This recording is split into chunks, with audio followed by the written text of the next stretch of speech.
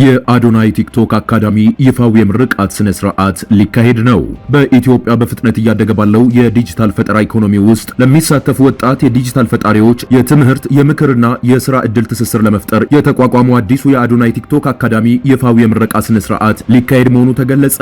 አካዳሚው ለሀገሪቱ መገናኛ ብዙሃን በላከው የግብዣ ደብዳቤ ላይ እንደገለጸው ይህ የምረቃ መርሃ ግብር የአካዳሚውን ቀጣይ ራዕይ ይፋ የሚያደርግና በኢትዮጵያ የዲጂታል ፈጠራ የወደፊት ዕጣ ፈንታ ላይ በጋራ ለመምከር የተለያዩ እንግዶችን፣ ተጽዕኖ ፈጣሪዎችን፣ የሚዲያ አጋሮችና የዘርፉ መሪዎች በአንድነት የሚያገናኝ ይሆናል ተብሎም ይጠበቃል። በዕለቱ የሚከናወኑ ዋና ዋና መርሃ ግብሮችም የአዶናይ ቲክቶክ አካዳሚ ይፋዊ ምረቃና የምረቃ አዋጅ፣ የአካዳሚ ራዕይና የወደፊት ፕሮግራም ማብራሪያ፣ ተጽዕኖ ፈጣሪዎችና ባለድርሻ አካላት ተሳትፎ፣ የቀጥታ ሙዚቃና ልዩ ልዩ ትዕይንቶች ከፈጣሪ ማህበረሰብ አባላት ጋር የእውቅናና ትስስር መድረክ ኔትወርኪንግ፣ በተጨማሪም ከአካዳሚውና ከክቡር እንግዶች ጋር የሚደረግ ልዩ የሚዲያ ቃለ መጠይቆች እንደሚኖሩም ይጠበቃል። አዘጋጁ አይከን አዲስ ትሬዲንግ ዝግጅቱ የሀገሪቱን የዲጂታል ፈጠራ ስነ ምህዳር እድገት ለመደገፍ ከፍተኛ ሚና እንደሚኖረውም ገልጿል። የዝግጅቱ መርሃ ግብር ዛሬ ሰኔ 20 ቀን 2018 ዓ.ም ከቀኑ 9 ሰዓት ተኩል ጀምሮ ፊላሚንጎ በሚገኘው አዲስ የህፃናት ወጣቶች ቲያትር እንደሚካሄድም ይፋ ተደርጓል።